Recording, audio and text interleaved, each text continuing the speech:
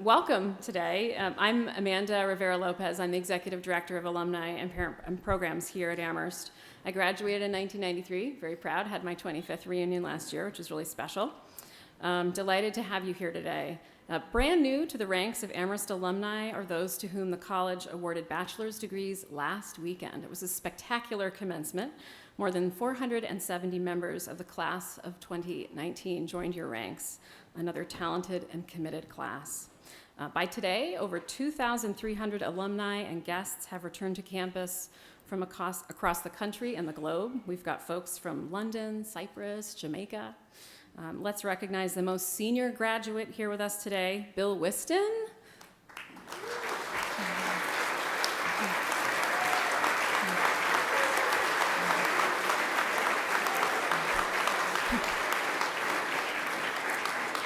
So Bill's class is 1943. So that...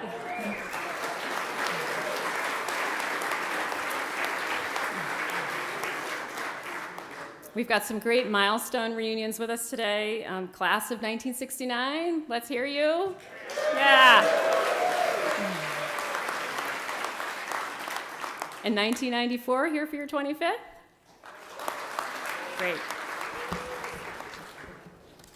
Just a quick note of business. The 50th and post-50th classes are really excited to bring back the parade of the classes following activities here in Johnson Chapel.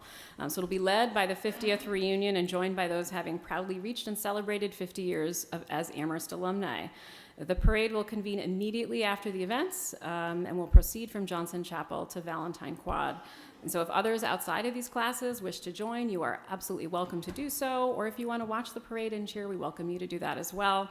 I just would like our audience's assistance in allowing the 50th and post-50th classes to go downstairs first so that they can convene for the parade. It's in its spirit like that makes reunion really special, and I want to recognize the hundreds of volunteers who organized 14 separate class celebrations from the 5th to the 70th reunion. Thank you, volunteers.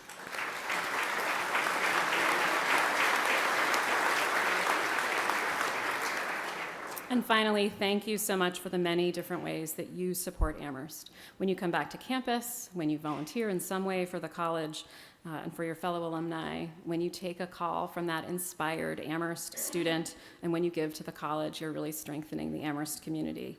And I'm now pleased to introduce Ray Russo, class of 1989, chair of the Alumni Executive Committee, who will be calling our meeting to order.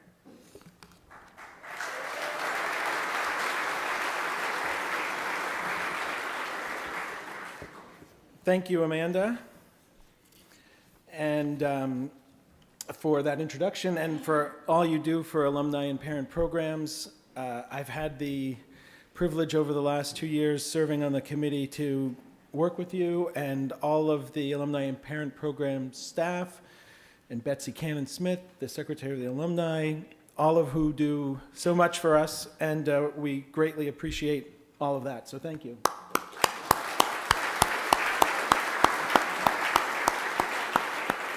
I'm very happy to welcome you on behalf of the Executive Committee of the Alumni Council.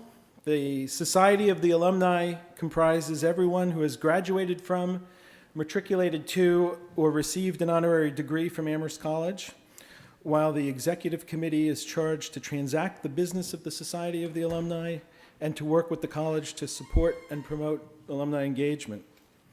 The booklet you were given has more information on the Executive Committee, its mission statement, and its membership. And I'd acknowledge those in the reunion classes from the committee who are here today. If you could wave or stand, or Tom Hickey. Also amongst the committee members from the reunion classes are Bill O'Malley, Michael Smith, Katrina Burton-Nichols, and Isabel Camacho. So let's move on to the business of the meeting. The minutes of the 2018 annual meeting of the Society of the Alumni are here, but they will not be read unless it is the pleasure of the meeting to do so. Therefore, dispensing with the reading of the minutes, I now refer you to the booklet that was distributed and the information contained therein for the next portion of the meeting.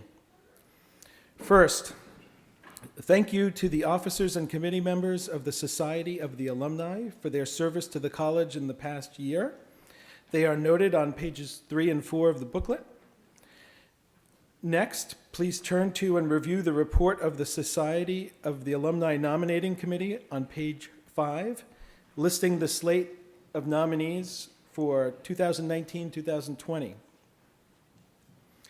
Can I have a motion to elect the nominees?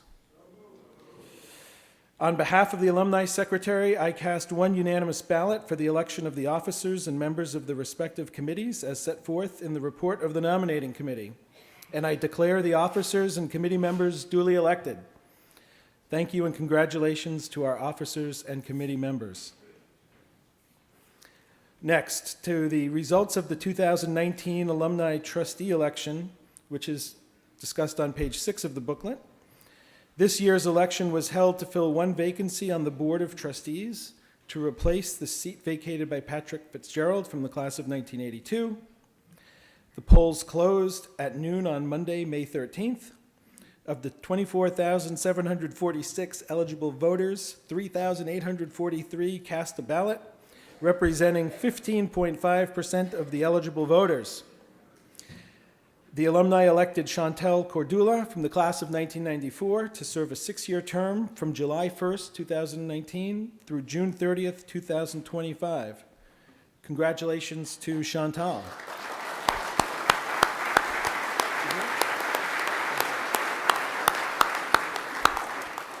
Special thanks to Anna Mullen and Anna Salas-Siegel for standing for election this year. Next, please turn to the resolutions relating to the annual fund and the budget of alumni and parent programs as noted on pages 7 through 9 of your booklet. Can I have a motion to approve the resolutions on page 9? Second? All in favor of the resolution, please say aye. Opposed? The budget resolutions are approved. Okay, you will find a brief report on the progress of the Alumni Fund to date on pages 10 and 11 of the booklet. Okay. Next is our Distinguished Service Awards. Please turn to pages 12 and 13 in the booklet to read about the awards, which are presented to outstanding alumni each year in 3 categories: individual, group, and young alumni. I would invite our awardees to come forward to the stage, please.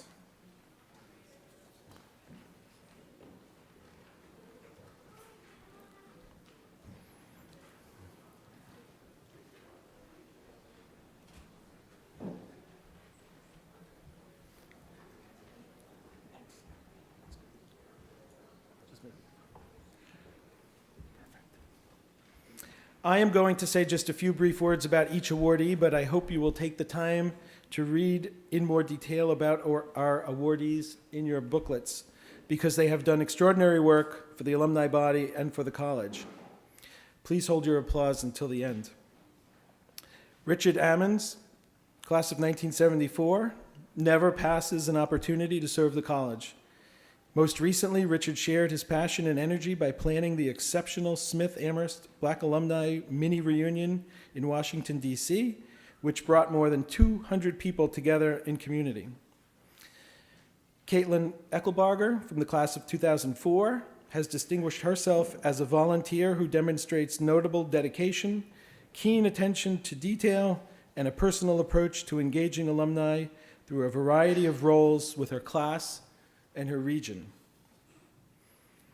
Alexandra Morgan Welsh, from the class of 2014, started volunteering for Amherst while still a student and continues to bring creative, inventive approaches to engaging her fellow young alumni in new ways.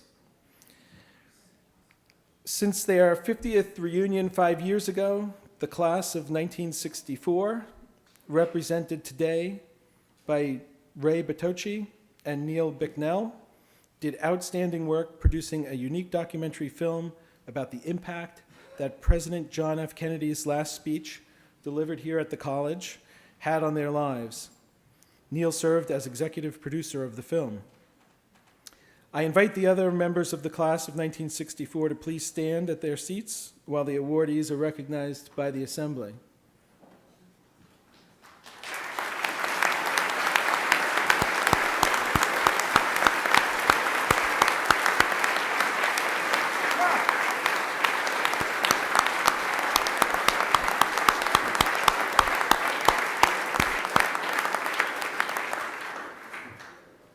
These awardees, Richard, Caitlin, Alex, and the class of 1964, have generously shared countless hours and many talents in service of their fellow alumni, the college, and its mission. The Society of Alumni is delighted to honor and thank them today. Please join me in congratulating our awardees.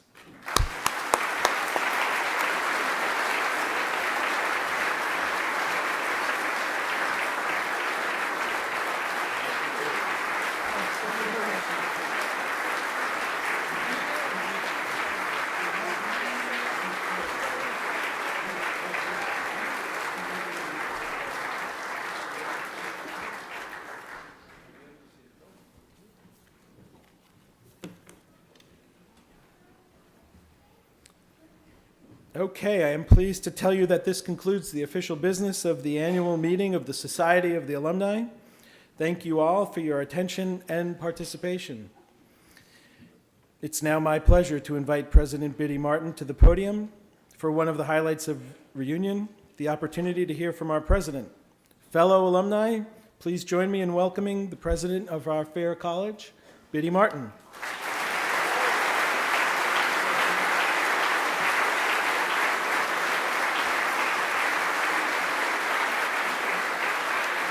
Thank you. I had an outline. Here it is. Good morning, everyone. I doubt if I'll use the outline, but I always feel better if I have one in front of me. The first thing I want to do is thank you for being here. In an age when there is so little faith in institutions, it's heartening to have all of you and many more people come back to this institution and to know that you support it in a wide range of different ways. Your presence alone and the friendships about which you've written, especially in the 25th and 50th reunion books, is testimony to the power of educational institutions. And I want to cite Marilyn Robinson, or paraphrase her as I offer you a tribute. Marilyn Robinson is one of my favorite writers, as some of you know. And in one of her essays, she has written that there are far too few sources of intergenerational community left in the country outside of family. And one of the most important, therefore, are university and college alumni bodies, in which alumni, many decades older than current students and recent graduates, treat those current students and recent graduates not only as kin, but as heirs. And indeed you do. And this form of intergenerational community is essential not just to the college, obviously, but its many forms across the country is essential to the country and the world, I think. So thank you for being here. Thank you for keeping whatever faith you have, and where you might have questions about your faith, we'll have time for your questions in a minute. And they're always fun.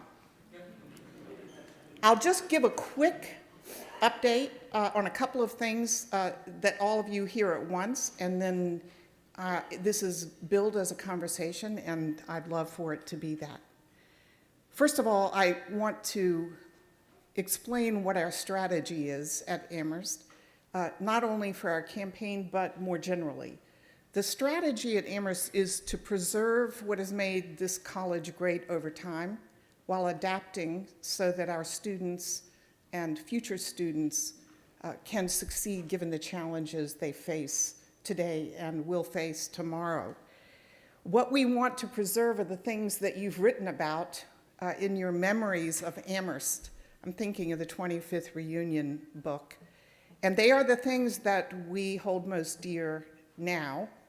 That is great professors, extraordinary close colloquy between students and faculty, lifelong relationships, therefore, between alumni and faculty, critical thinking, high intellectual quality, friendship, which virtually every one of you wrote about as the thing that has had the biggest influence on your life, the friendships you formed here that you've kept, but also friendship as a value that you learned in college. All of those things remain essential to Amherst today. The other thing I noticed was how many of you wrote about the beauty of the campus as part of what you remember most about Amherst. Some really poetically beautiful descriptions of some of your walks across campus at 4 a.m. in fresh snow, or Memorial Hill and the colors in the autumn. Many, many beautiful descriptions of what you remember best about being here, many of which were focused on the natural beauty and the beauty of the campus that surrounded you, that held you. We obviously not only have aimed to preserve that beauty, but to enhance it. I hope all of you will have had a chance or will take the opportunity to visit the new Science Center. It's a marvelous facility, one about which we've received almost no criticism from our faculty or students.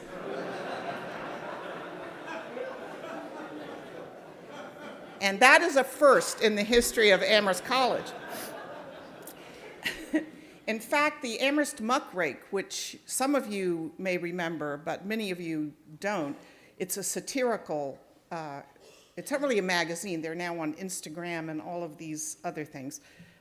Sorry, I can't remember all the names of the social media. But the Muckrake wrote that they couldn't think of anything satirical to say about the Science Center, and that was the moment when I knew this is a great building. It is a great facility, but I'm as proud of the landscaping, the regrading and the landscaping of the eastern part of the campus as I am of the building itself, which simply magnifies the beauty of the campus.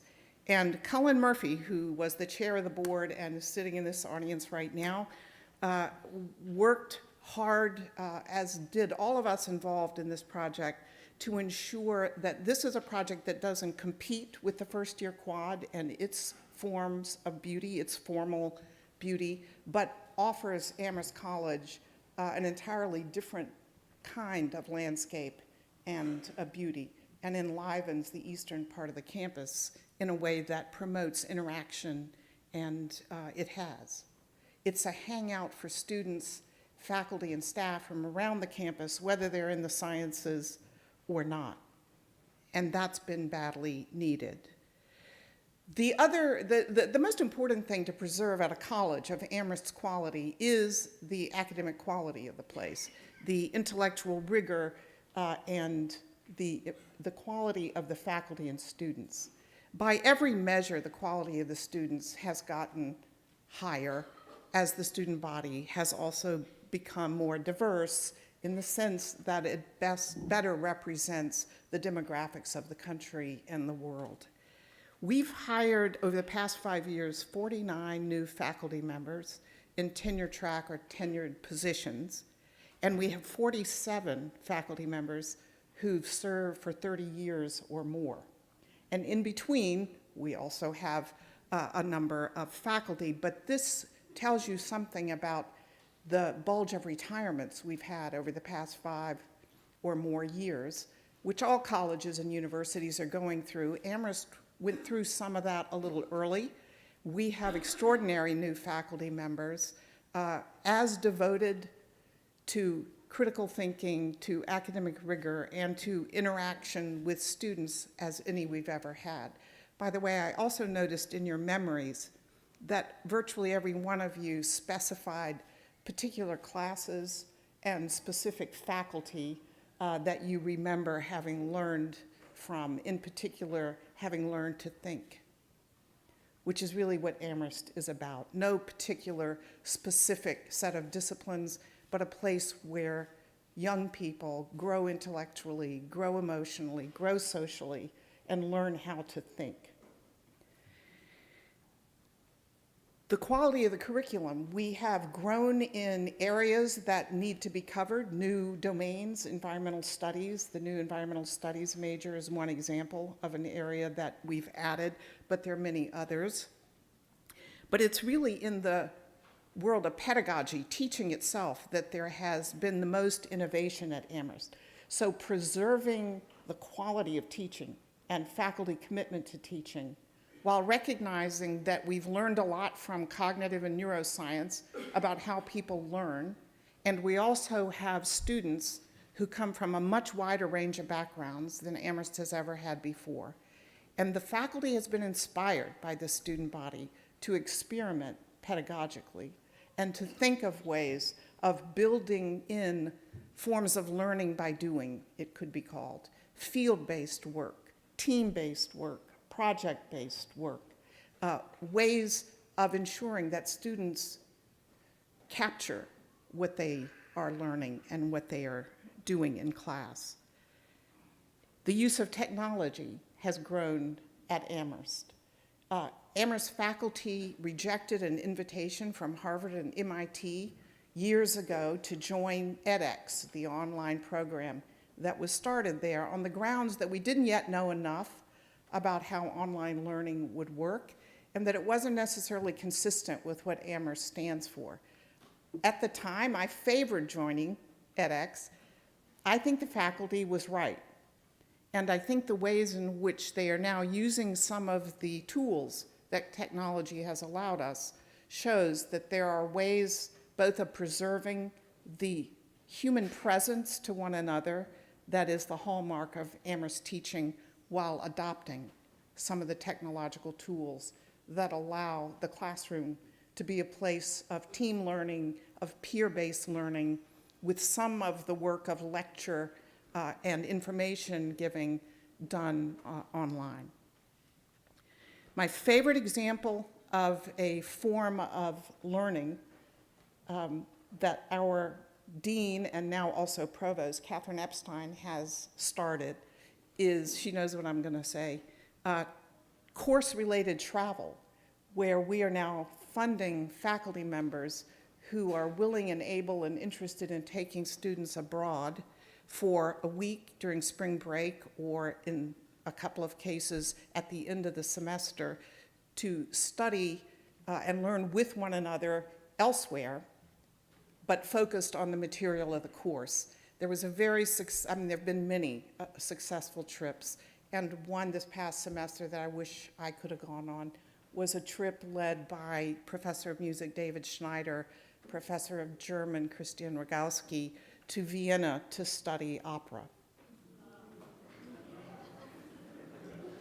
I know. But then there was the one last summer that took students, an anthropologist of the health in Turkey and an historian of Turkey, to Istanbul and beyond in Turkey to study on site. These are wonderful things that we're able to offer students only because of the generosity of our alumni, and they matter not only because of the intellectual content and the opportunity to travel. And think about it this way: we have so many students now who would not be able to afford to travel, but for our ability to pay for these trips for all students in these courses. They are also ways of building community among students across their various differences in background and point of view. When you travel with people, you get to know them, and you don't have much of a choice. You don't have much of a choice but to interact across whatever your difference might be. Going through a new experience together with people is a way that mediates bridging our differences in ways that are much more successful than simply telling people you should get to know people who are not like you. That doesn't really work all that well. Okay, in athletics, we want to preserve what has made athletics important at Amherst, what has succeeded, the forms of teamwork, the kinds of coaching and mentoring that the best coaches offer here. We also want to adapt to the problem of, which is a larger cultural problem, of the ramping up of athletics, so that young children actually are involved at levels that are pretty professionalized from the time they're in elementary school right through to even D3 college sports without much of a break. How to do that, we are working on it. We don't have an answer. So if you ask me what's the solution to the ramping up and professionalization of children's and adolescents' athletics activities, I won't be able to answer it. But if you have an answer, speak up.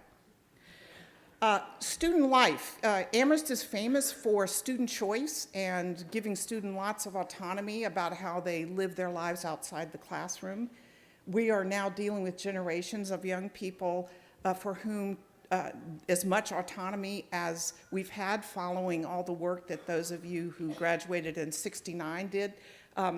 It no longer works quite as well, and it's a matter now of trying to find the right balance between the autonomy they need and deserve to have and lessons in responsibility that goes along with freedoms that they also need, and some adult engagement to a greater extent in their lives than has been the case since the late 60s, when we got rid of all that.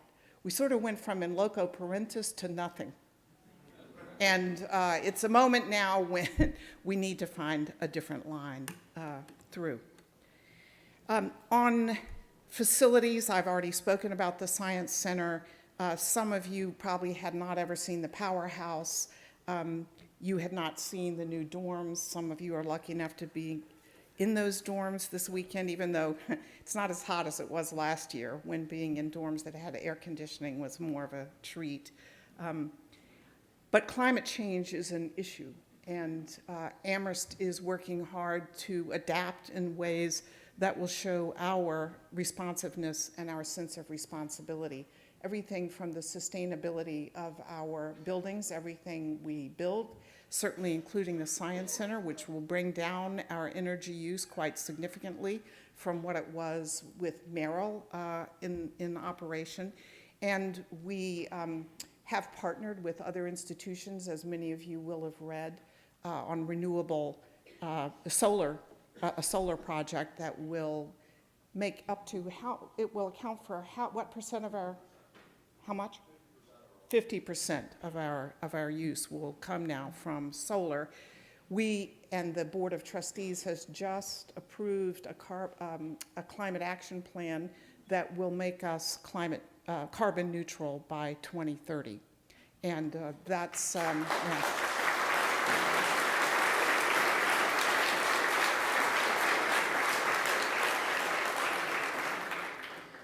So we're on it, and certainly urge everyone to do everything you can to face that reality, and also to remember, as I know Amherst grads do, but maybe to influence other people to remember that there are a lot of difficult realities and truths that are very hard to face.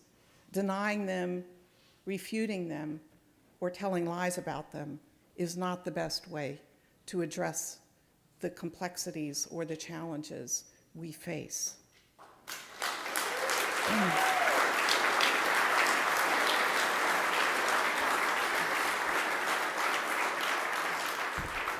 And finally, on the question of careers for liberal arts graduates, I loved seeing it. I think it was in the 50th reunion book, but maybe it was in the 25th. I can't remember. There was an Amherst student that said McLeish, no, it was the 50th. McLeish predicts liberal arts colleges are doomed. 69, yeah, or 68. Well, okay, that's been said as far back as the college has existed. It isn't doomed. It's the best suited form of education for an uncertain world. I'm 100% convinced of it. But how we've adapted to the need for students to understand the relationship between what they're studying and what they might want or need to do is to completely transform what was a very traditional career center into what's now called the Loeb Center for Career Exploration and what's the last word? Sorry? Oh, career exploration and planning. Sorry, it's the end of the semester. The words fail me. This is an extraordinary transformation, and one that allows students to travel together with staff, really an outstanding staff representing different employment sectors in the Career Center, who take them on treks, probably some of them to some of your businesses or workplaces, to alumni, where they get a chance to see what it would be like to be an educator, what it would be like to work in finance, what it would be like to work in a tech company in Silicon Valley. Many of the alums who are visited then also invite our students to their homes or to have dinner together and talk to them about what it means to be in this or that profession. And the wonderful thing about these trips is when students return, and these are students in every class year, not just seniors or juniors, when they return, they say, many of them, wonderful opportunity to confirm that I really want to pursue this. And now I have a network of people who can possibly help. But there are also students who come back and say, I realized on this trip that this is really not for me. And that's as important as the opposite. We are continuing with the generosity of our alumni, some here in this audience, to continue the work of the Loeb Center and to try to make it a model among liberal arts colleges of what it would mean to allow students and encourage them to treat the liberal arts as an opportunity to be generalists as well as to specialize in particular disciplines, and to also to realize that they can and will get jobs across sectors as a result of the way they learn to communicate, the way they learn to think, their ability to make connections across domains, their experience in being forced to be creative, and in their ability to get along with people and to work in teams with those who are quite different from themselves. These are the kinds of abilities that most employers in key sectors say they long for. And Amherst graduates come out with those qualities. All right. Thank you for listening to me. I hope that was helpful. It may have been a lot of what you already know, and now you get your opportunity. Thanks a lot.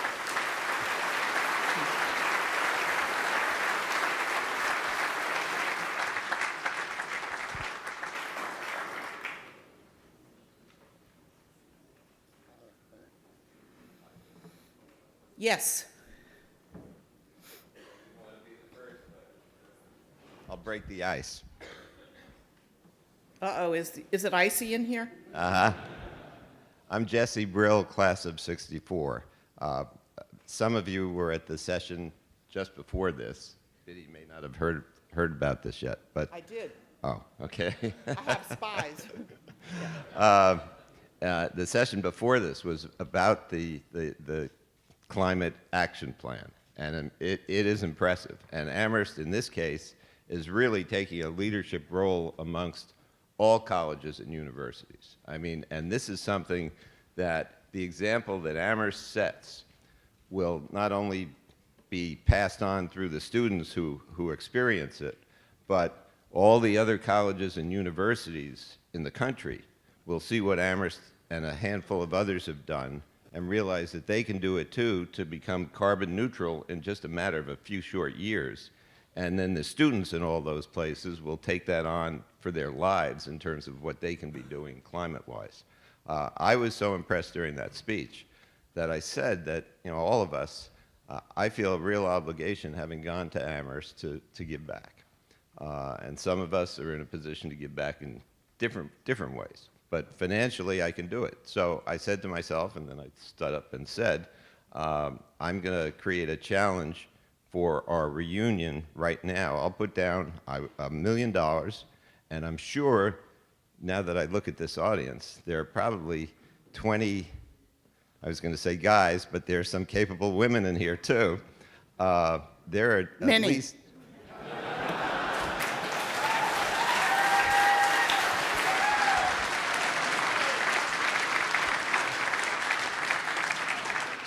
Well said.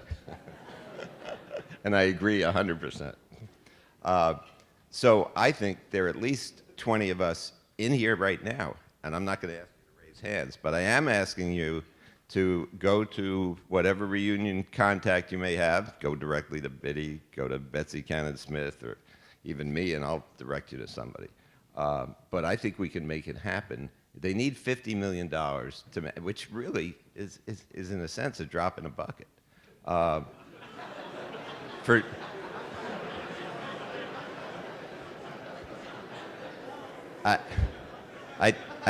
take it back, but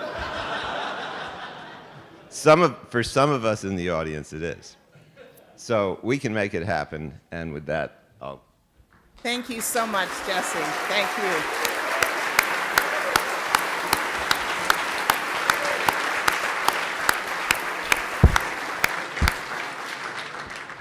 Jessie, thank you for your generosity and advocacy. It's greatly appreciated. Yes. Thank you. I'm Robert Pearson, class of '94. And I'm interested to know more, if you could expand on health support structures for current students at the college. What happens if a student breaks a bone? And a corollary, what happens in terms of mental health services? Great question. Since health and wellness are major priorities, we used to have, we've always had a health center very far back, but the health center was really operated by UMass, and it had limited hours, and obviously was not the province of the college. So 2 years ago, the health center was brought inside, and it is now the colleges with much longer hours and much better access for students with a wonderful director. Meanwhile, mental health services have been increased significantly over the course of my time here, and I'm sure they were before I got here as well. It's very, very difficult to keep up with the demand, and that's true at all colleges and universities.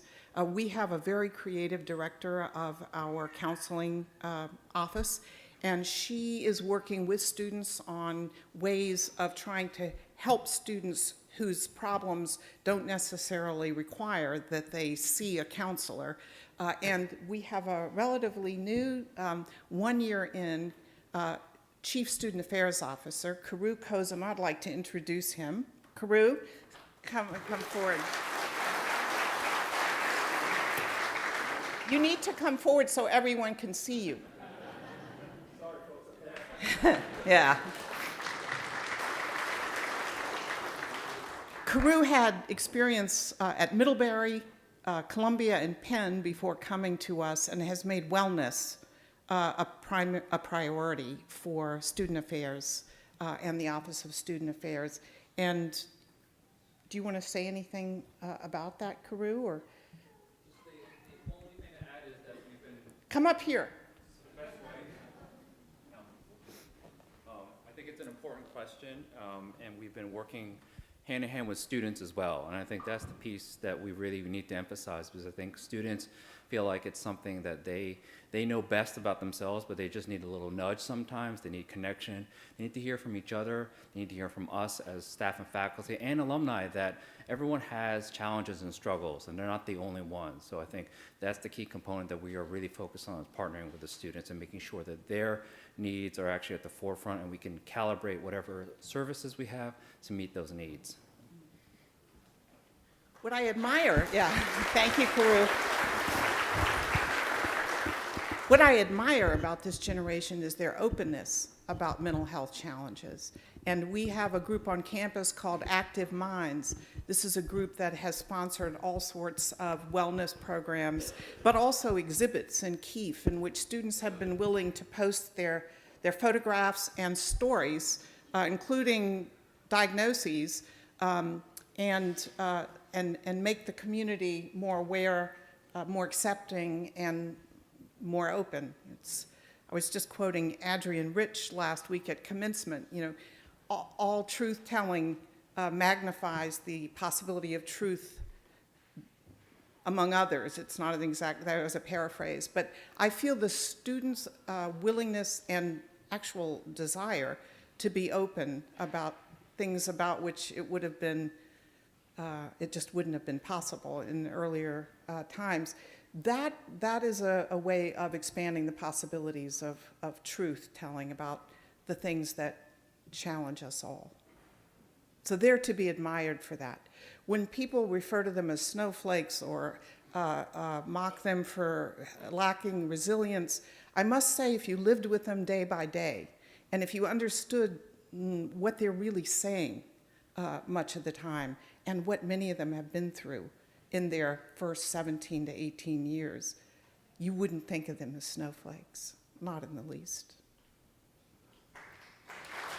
Yeah.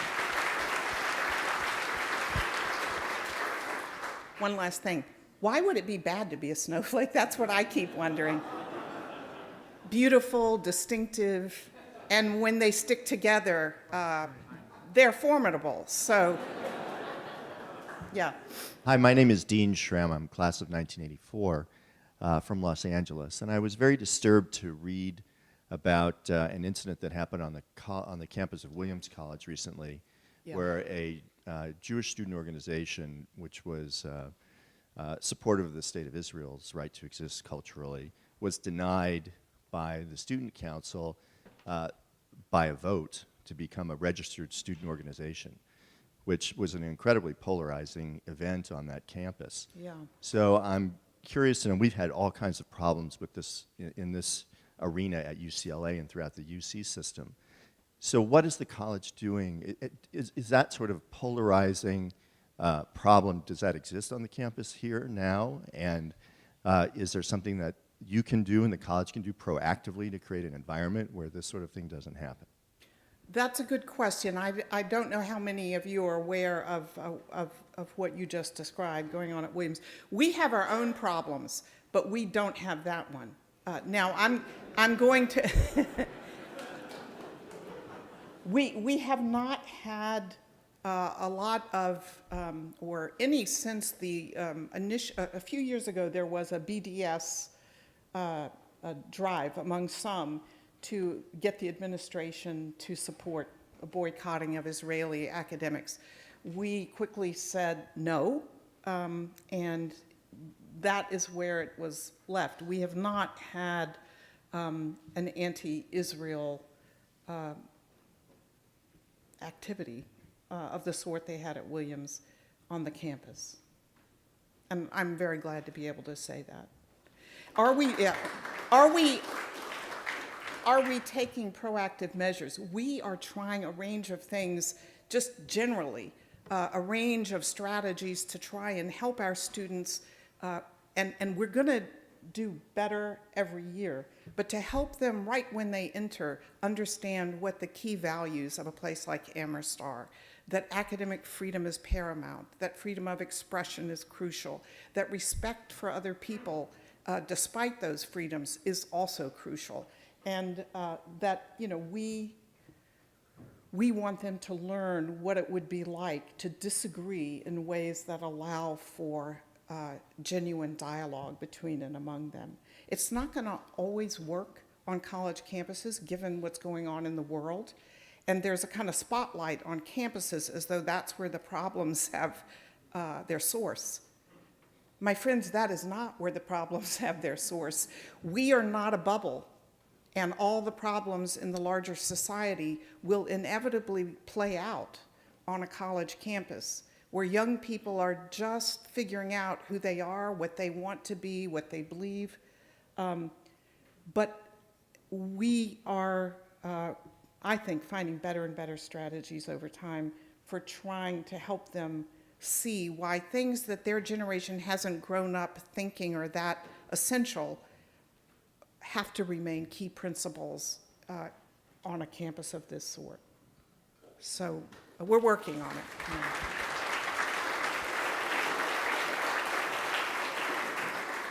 Yeah. Yes. Hi, Bogdan State, class of '09. I left here 10 years ago, and I started at Amherst, a major in history. I ended up in Silicon Valley working in data science, as one does. But actually, I would say that there was a logical progression there. And I actually wanted to ask a question about careers and specifically about the field of data science because I woke up one morning a data scientist and then I realized that actually this much reviled liberal arts education really did give me a leg up. And also because I have had quite a stream of undergrads from Amherst reaching out as to what can they do to get in the field. And frankly, as one person in the field, you don't feel like you can cover everything that that you could tell somebody. And I've also known that Amherst has, I remember Amherst having a lot of interdisciplinary majors. So my question is, will Amherst think about creating a data science major? Well, here's the good news for those of you who might not know. Statistics at Amherst is now a major and no longer considered overly applied. And we have a statistician, or more than one, for whom data science is a focus. We don't have a separate data science major, but within statistics and math, which is one department but two majors, we're working on it. We also, since we're on the subject of data, we also, sort of are, we have a really interesting set of young, also older, but a very interesting set of young computer scientists who are not only good computer scientists, but as some of us heard at a panel discussion in New York recently, they are really interested in the ethics and the politics of what's now possible. And some of what they had to say about the implications not only of computing, but also data science and the status of evidence culturally and politically was as interesting as any of the specific problems in those domains. So more and more students are moving to data science or moving into statistics and math. Math and computer science are the fastest growing majors at Amherst. The top 5 majors for the graduating class, or I'm going to give you the top 6 in honor of our dean and provost, the historian. The top 6 majors are econ, computer science, math, English, history, and psychology. So I just wanted to say I am Catherine Epstein, I'm Dean of the Faculty, and I wanted to say we do have a working group on data science. So a number of the professors, not only in math and statistics, but also in other areas, have come together and are very eager to think about, should this be a major, how should this be sort of formalized in the curriculum. In addition, we're working very hard to get someone in the Career Center who focuses on technology and science and technology, and that person would also play a key role in helping students find opportunities and allow students to know what kinds of opportunities are available to them.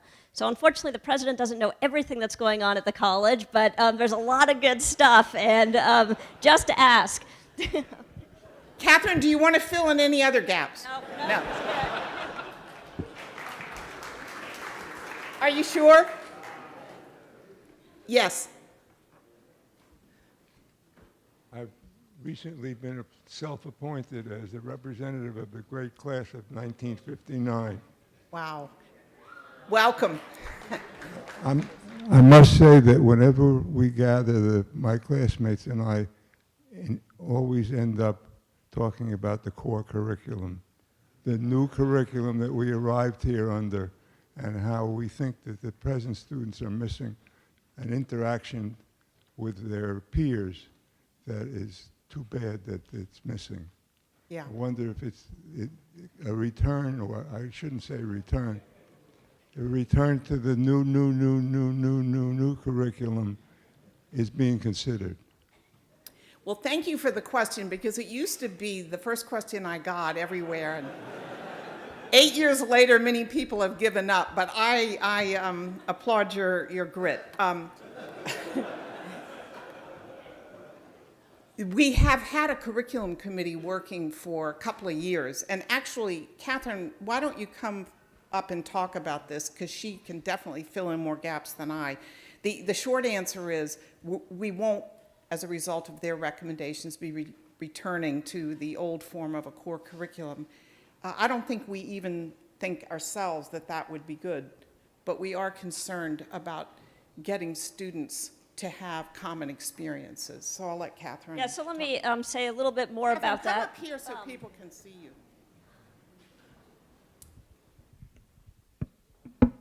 So I'm looking forward to addressing the class of 59 this evening at your banquet about different curricula at Amherst over the past 200 years. So I am all set for those questions. But I think what I want to say is the real issue that you just got at that I think is crucial that we're really thinking about is how can we get students to have a common intellectual experience? What are the ways that we can do that? Particularly as I think we're pretty sure as a college we're not going to go back to a core curriculum. So what we need to think about are what are all the ways in which students can have some common intellectual experiences, maybe not the class of 473 students, but smaller groups who are having common intellectual experiences, and then also really think about what the social impact of that, because that's what we're really interested in. What we're really interested in is how to get students to bridge differences through common intellectual passions. So what are some examples of this? Biddy already mentioned the class-related travel. We have a number of professors who are working on creating clusters of first-year seminars. So maybe 75 to, no, I think it's actually more than that. Over 100 students in the first-year class next year will have the same first-year seminar taught by different professors. So those 7 or 8 first-year seminars will have a common syllabus that they will share. I also want you to think about all the other kinds of opportunities where students are working together through the curriculum to forge friendships and create bonds. So think of all the work that's happening in science labs. All those labs are really working in teams, and those teams have very diverse students, all different levels of the curriculum, and they are all working together. We also have a wonderful program in the humanities where students take a class in the spring with a professor and then they stay at Amherst over the summer and work together as small groups on research projects that the professor then also directs. So those are just a few of the examples of what we're trying to do in the absence of a core curriculum in order to make sure that students can really bond over intellectual passions, which is a real aim and a real hope that we're going to be ever more successful in that process.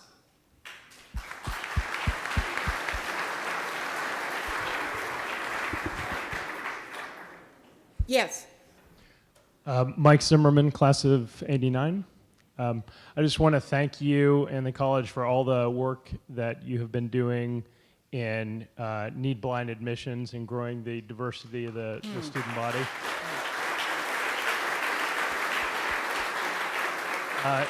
It's something I'm hugely proud of as an alum. I guess my question is about admission strategy going forward. Maybe wonder if you could give us any insights into any debates going on internally about what objectives should be for admissions. Is it status quo? Hey, we've hit kind of numbers we want to hit in terms of diversity or mix of students. Do you see any major trends on the horizon? That's a great question. I wish our still new Dean of Admission and Financial Aid were able to be here this morning. He isn't. He's wonderful. Matt McGann, he came to us this past year from MIT and is doing a wonderful job. There are no, right now, hugely significant trends. We're doing a number of things.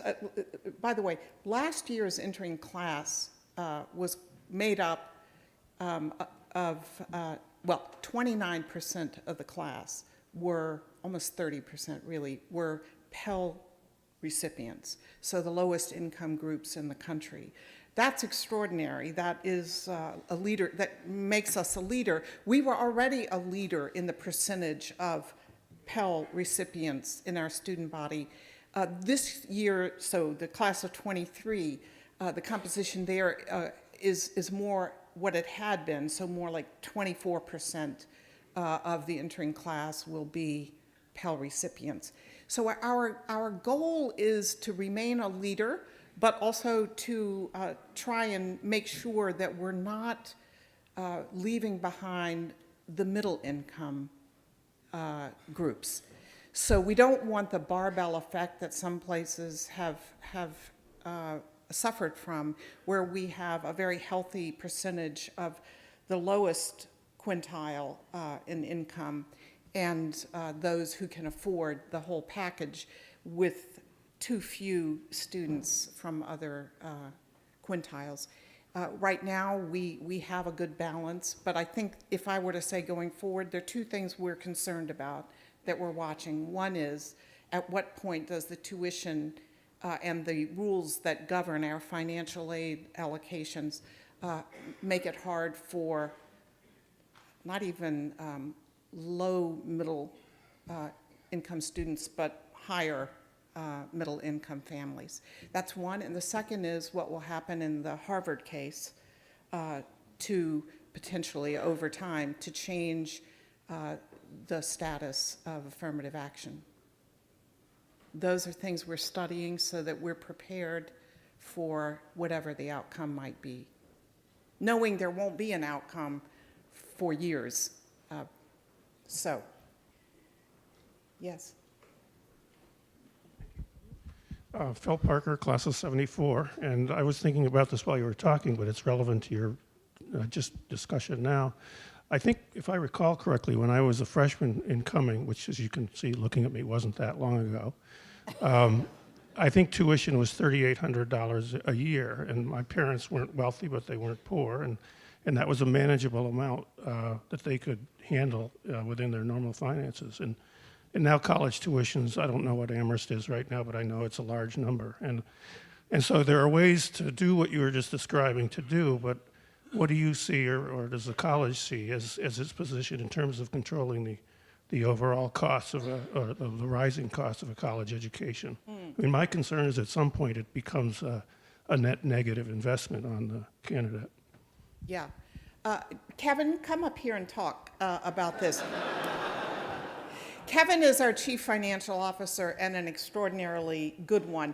All I would say before he talks a little bit about the financial model is that we have very insufficient ways of explaining to the public that what it costs to educate a student per year is significantly higher than our actual sticker price, the cost of tuition. And there are many ways that people suggest we go. Why don't you just charge families that can afford what it really costs you to educate a student per year, all of that? So that would be up to $100,000 potentially, right, a year. Why don't you do that and then have a kind of graduated scale? We have the financial model we do. It works for various reasons. Pressures on it are severe, but as Cullen Murphy, our former board chair, has said many times, people like to say it can't work forever, and yet it has, but it can only work if we curb our expenditures. That's the only way it can work, and Kevin will give you a better sense of that.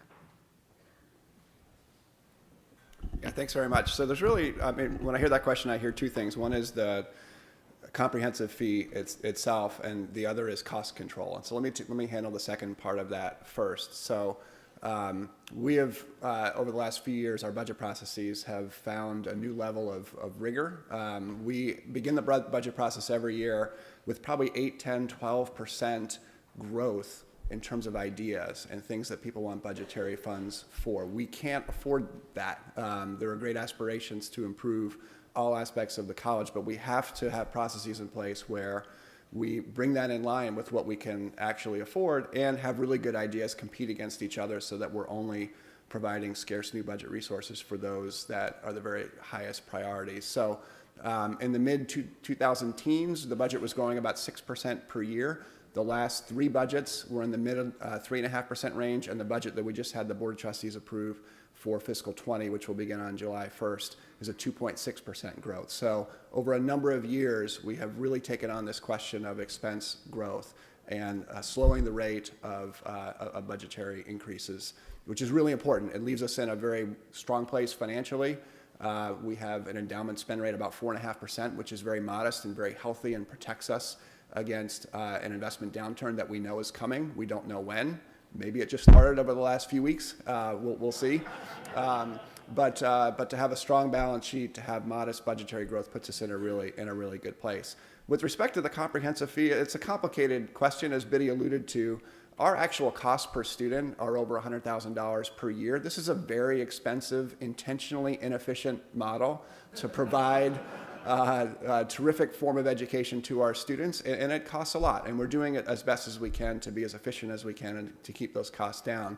But yet these expenditures are really important to provide students with the kind of experience that they get. Every single student here, whether they receive a financial aid package from Matt's office or not, receives financial contribution from the college, because the comprehensive fee, which is a little over $70,000, is about $40,000 less than the cost to educate. And so we want everybody to understand that the endowment, the generosity of our alumni have made that discount possible for everybody.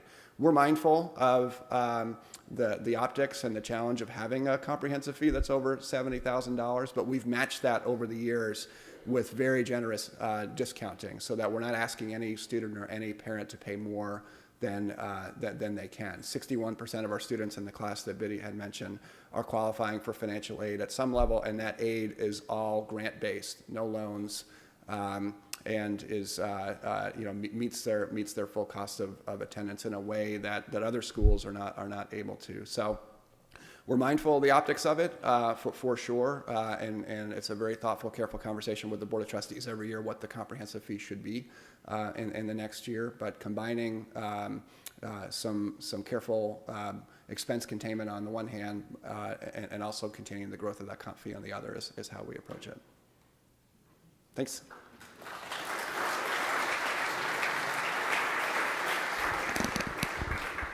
Anything else? Yes.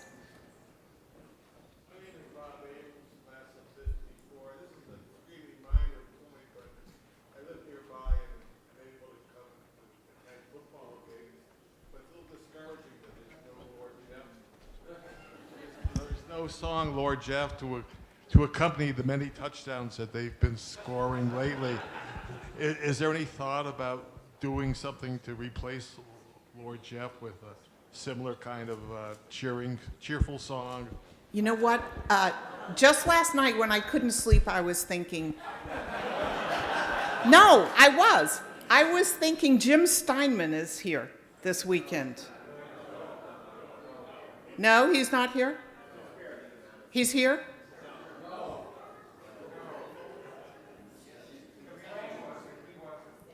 Okay, never mind. What I was thinking is, why don't we get a great songwriter to write a song?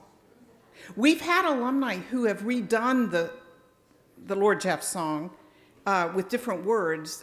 None of them seem to have caught on particularly, but I would love it if we had a fight song. Well, fight, that's out, I guess. I would love it if we had anyway, our football team is great. There's no.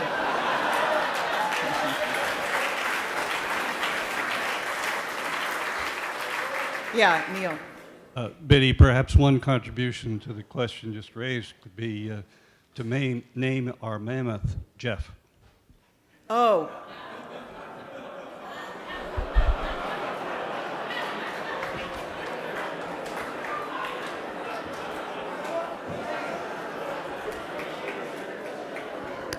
Any other questions? Should we stop? One more question. Right back here. I don't think it would go over well.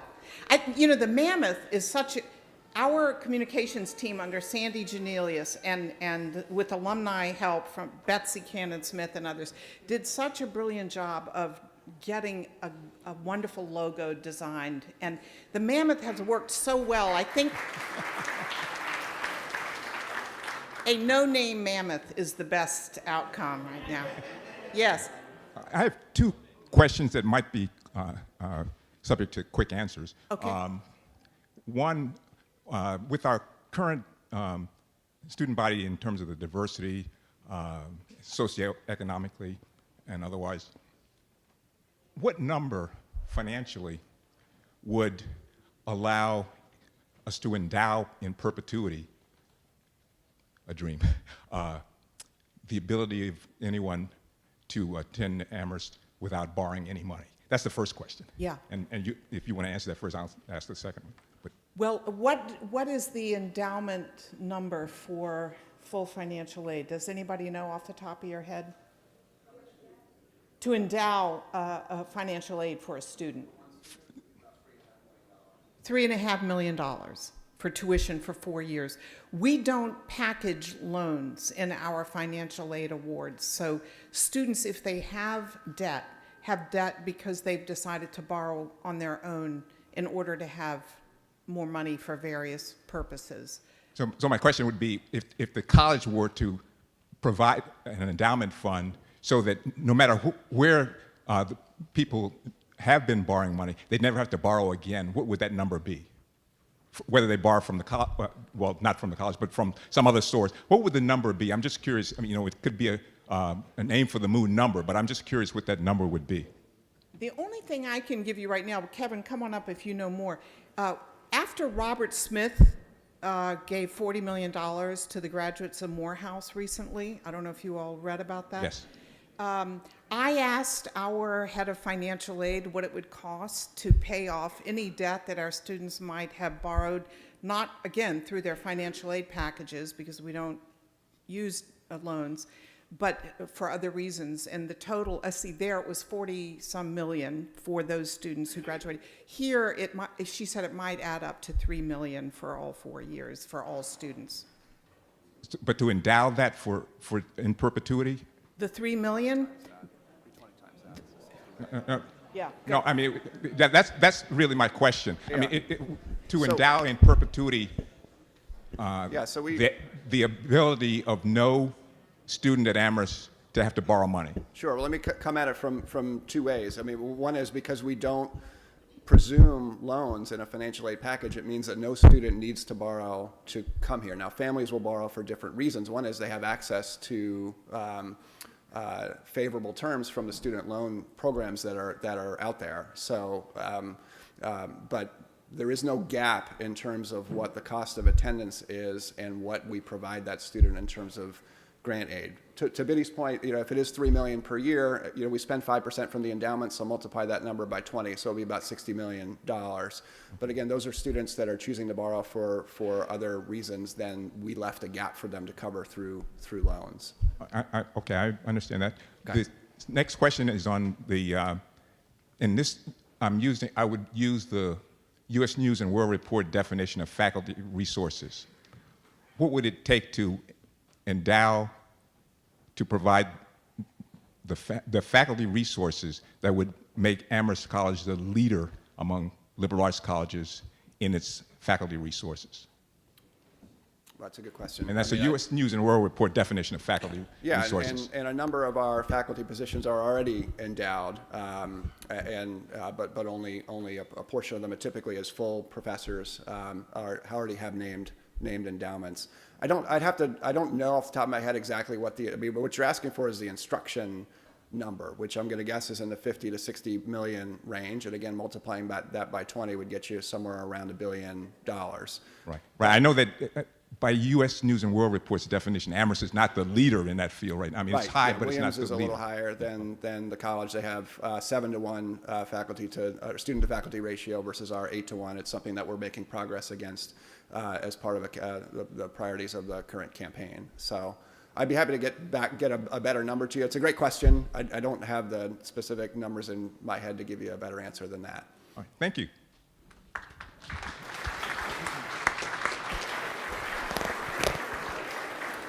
Yes, we intend through the campaign to add up to 17 new faculty positions so that we get to a 7-to-1 student-faculty ratio, but more importantly, so that we bring down the student-to-faculty ratios in STEM fields, which is where they're really higher than 8-to-1 right now, and we need to change that in order to give Amherst students the experience we've promised them. I think that's it, and I just want to thank you all for coming and for your questions.